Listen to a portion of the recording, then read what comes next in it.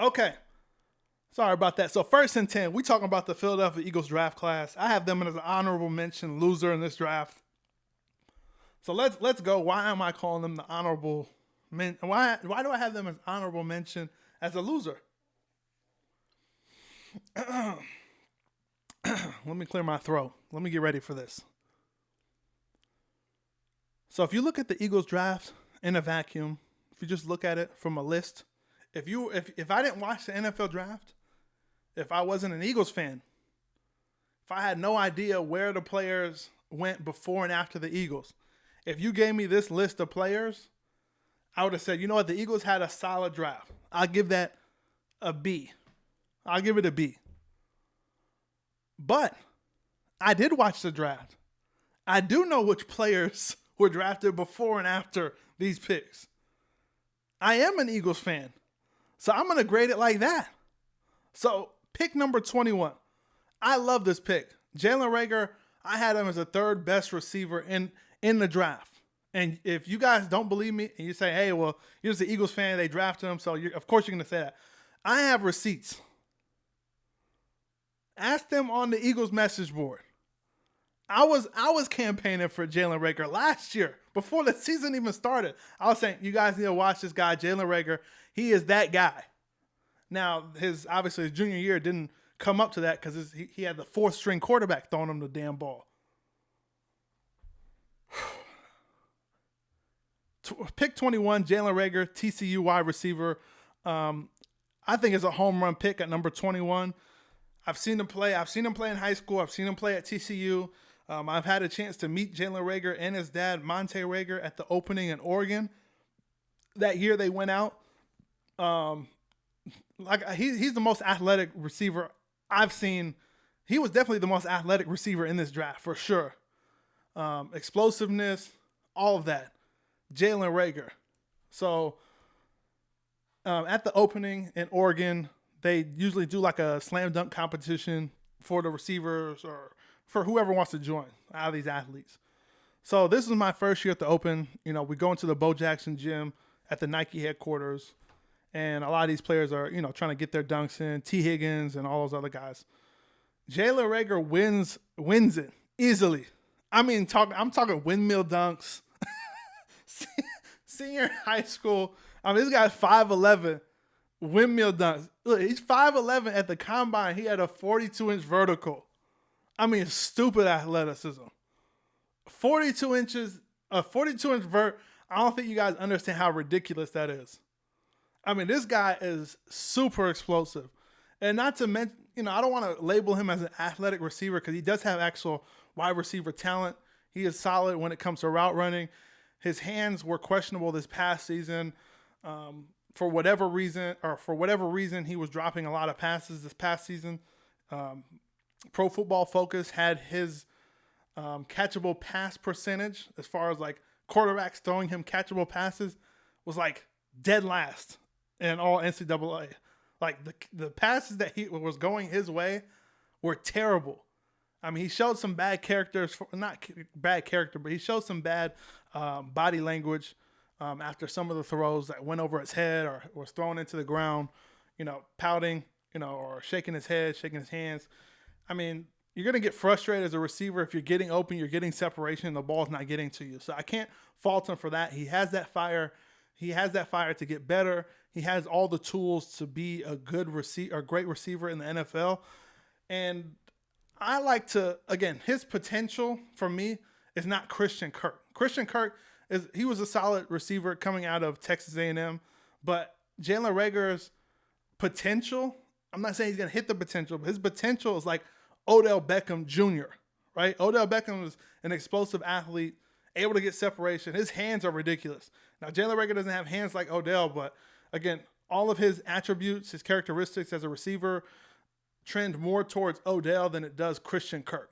And that's no knock on Christian Kirk. They're just two different receivers. So Jalen Reagor, pick number 21. Now, why am I pissed? Why do I have the Eagles as a loser in this section? Because CeeDee Lamb, who some people had him as the number one receiver in the draft. I know I did. I had him as the number one receiver in this draft.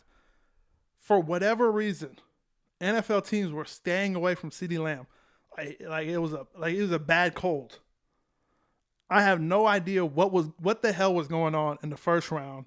CeeDee Lamb was just falling. As soon as I seen the Eagles, okay, so Cleveland Browns were at number 10. I was like, okay, this is the time for the Eagles to trade up, get CeeDee Lamb. They didn't trade up. Goes to the Jets. The Jets pick an offensive lineman. I'm like, okay. That means CeeDee Lamb is going to the Oakland Raiders. Oakland picks Henry Ruggs. So at number 13, the Niners have been open about trying to trade down for weeks now. They are trying to trade one of their picks, one of their first round, or both of their first round picks, because they only had like 4 or 5 picks in the whole NFL draft. They were trying to accumulate picks. And the Niners trade from 13 to 14 with Tampa Bay. So I'm like, okay, cool. Tampa Bay picks an offensive lineman. The Niners at 14. I'm like, okay, Eagles could trade up to 14. The Niners ended up taking the pick to get Kinlaw from South Carolina, the defensive lineman. Solid pick for the Niners. It wasn't questionable, but it was solid. You get rid of a Pro Bowl defensive lineman just to replace him with a rookie in the first round. Questionable. 15 comes along. Denver Broncos. I'm like, okay, Jerry Jeudy and CeeDee Lamb fall to Denver Broncos. This is probably the Denver Broncos' best case scenario out of any scenario they put together in before the draft. There was no way Denver was like, we're going to the draft. CeeDee Lamb and Jerry Jeudy are going to be there, and we're going to get to pick between the both of them. I mean, Denver was probably like a kid in a candy store, but they knew who they wanted, Jerry Jeudy. They already have a big receiver in Cortland Sutton, so it made no sense to draft CeeDee Lamb. I mean, they still could have, and it would have been a solid pick, but they went Jerry Jeudy, and I don't fault him for that. Jerry Jeudy is a great receiver, and I think he's going to do great things in this league, especially with Drew Lock. Okay, 15, over. 16, Atlanta Falcons, who reportedly been trying to trade up,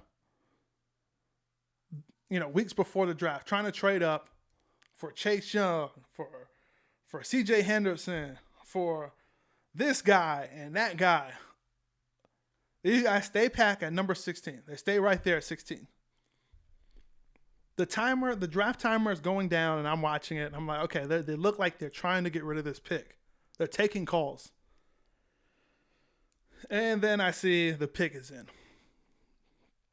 So I'm like, okay, what the hell is going on with Howie Roseman and the Eagles? Pick 16 is right there. The Eagles, all they have to do is trade up, because there is a possibility. Now, I'm not even concerned about CeeDee Lamb getting drafted at this point.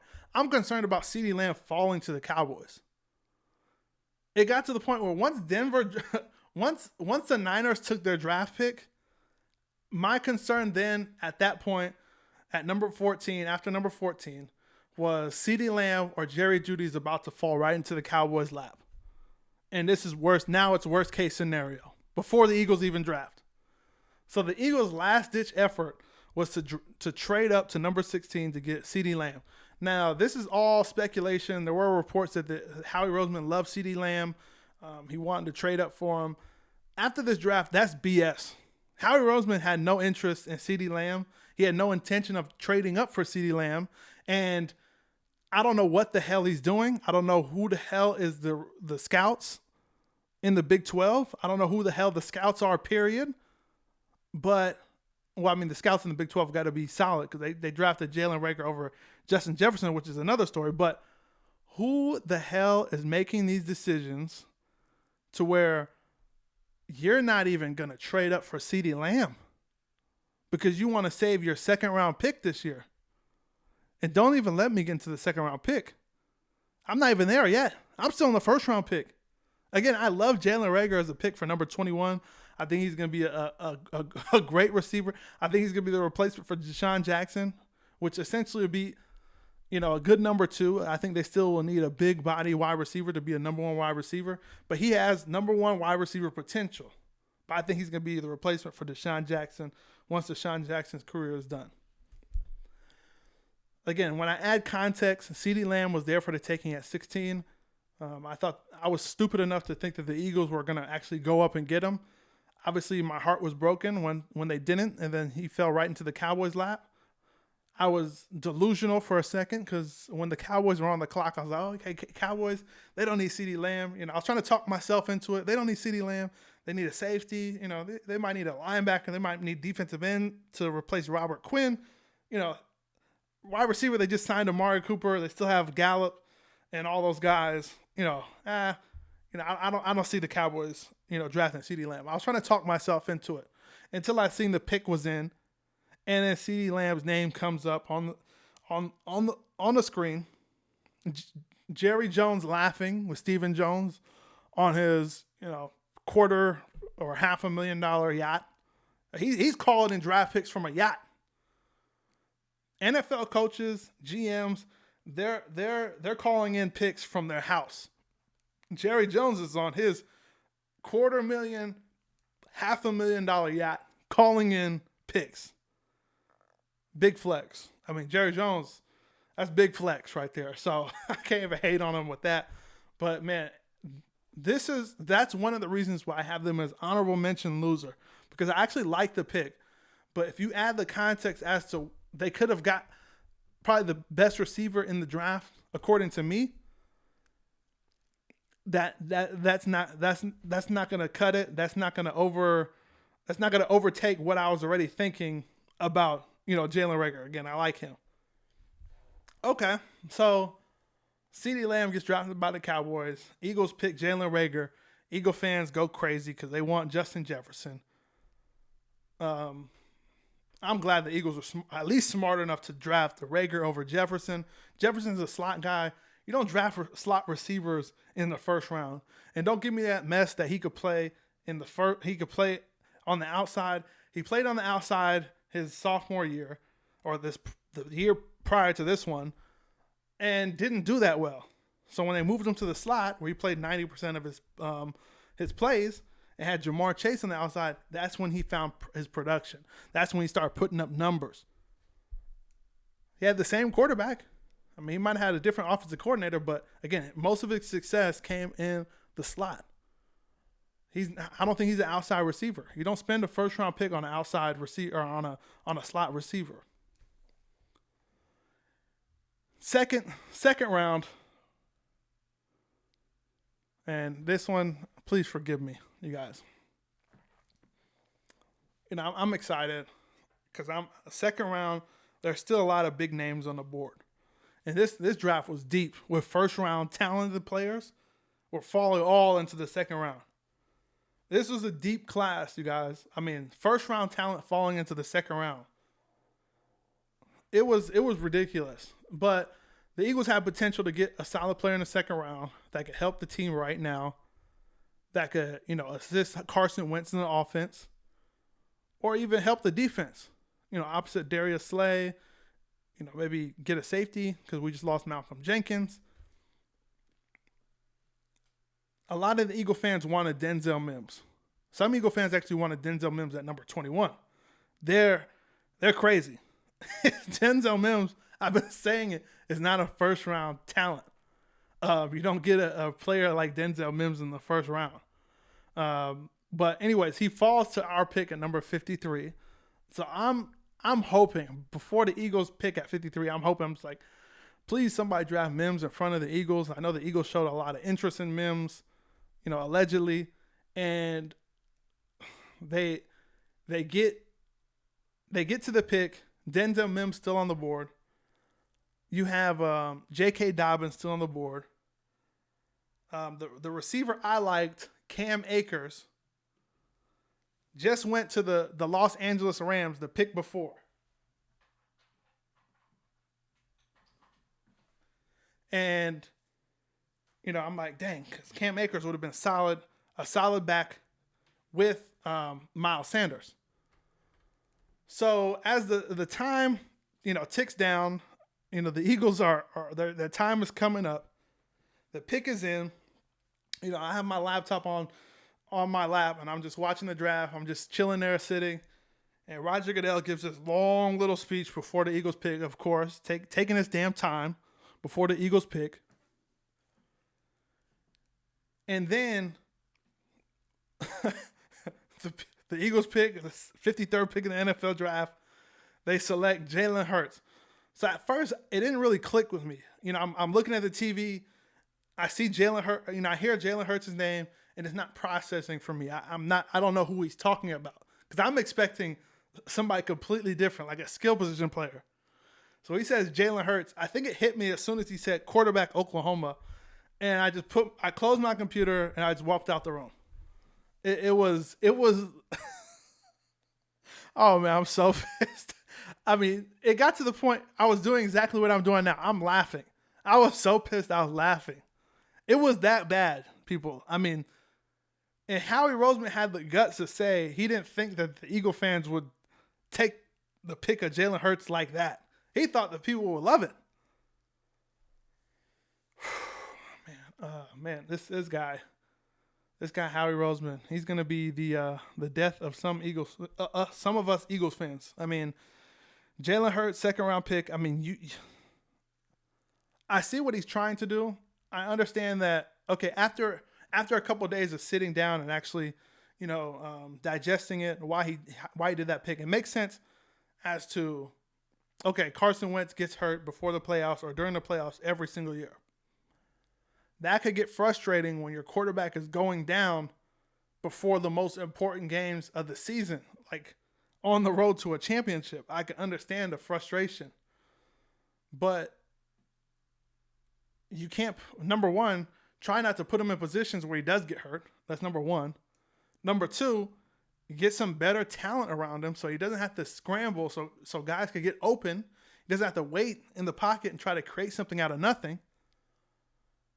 Or help him with the offensive line. But to get a backup quarterback, you're basically putting an insurance policy that he is going to get hurt. You're expecting him to get hurt. And you're expecting Jalen Hurts to be the quarterback of the future. You already said that Jalen Hurts is going to be the quarterback of the future if Carson Wentz doesn't pan out. That's what that pick tells me. You're already 1 foot out on Carson Wentz. 1 foot out. You just paid the man $130 million. You're 1 foot out. Second round pick, Jalen Hurts. Again, maybe this goes well because, again, Jalen Hurts is a good guy. He's a competitor. He understands the situation. He's been in a lot of tough situations in college, obviously, being benched in the national championship game against Georgia, where Tua had to come in as a true freshman and win the game. He's been in quarterback controversies. And I think he can handle this. But can Carson Wentz handle Hurts behind him? And I'll get into that into my later segment a little bit later down the line. But let me just get into this a little bit more because I know we're going an hour strong already. And I didn't even get to second down yet. I'm still in the first down. We're still talking NFL draft. So after watching the whole Eagles draft, the Eagles draft actually went pretty decent. I thought they should have probably got like another big receiver just in case Alshon gets let go and J.J. Arcega-Whiteside doesn't pan out. Because I already think he's a bust. But he might not pan out. But, hopefully he does. But after looking at the whole Eagles draft, it's clear. They've made it crystal clear that they're looking for speed. So what does this tell me? Now I got to tie this back into CeeDee Lamb. And I said this earlier. Howie had no intention of trading up for CeeDee Lamb. He had no interest in CeeDee Lamb. Howie was definitely trying to trade up in the first round, but he was trying to trade up for Henry Ruggs. That's what that's telling me. The Eagles drafted 3 receivers. All of them speedsters. John Hightower, wide receiver from Boise State, ran a 4.43. Kez Watkins, Southern Miss, ran a 4.35, I believe, at the combine. Jalen Reagor ran a 4.49 at the combine, or 4.47, but at his pro day he ran a 4.22. So 4.3. He's a 4.3 guy. You watch his tape, he's a 4.3 guy. And then they trade for Marquise Goodwin, who's also Olympic speed guy, another speed receiver. The Eagles had no intention of drafting CeeDee Lamb. They had no intention of trading up for CeeDee Lamb. They had no intention of trading up for Jerry Jeudy. They had no interest in Jerry Jeudy. They wanted Henry Ruggs, and I thank the Raiders for drafting him at 12, because if the Eagles traded up ahead of the Raiders or traded behind the Raiders after the Raiders picked, if the Raiders didn't pick Ruggs and the Eagles traded up and drafted Ruggs in front of CeeDee Lamb and Jerry Jeudy, there would be hell to pay for Howie Roseman, Doug Pederson, the Eagles organization. The fans wouldn't. If you think they're pissed off now, if they drafted Henry Ruggs in front of Jerry Jeudy and CeeDee Lamb, that would be a whole different story. They'll be more pissed off about that than they are with Jalen Reagor getting drafted in front of Justin Jefferson, which I think, again, good move. But Howie Roseman, I got one thing to say to you. You suck, you jackass. And let's go. Let's move on. Thanks for stopping by. Make sure you guys hit that subscribe button for more fire sports takes. And for those of you who are on the go, make sure you subscribe to our full show, which airs every Thursday on Apple Podcasts, Google Podcasts, Spotify, and a bunch more. Until then, I'm chucking it up, and I'll see you guys next time.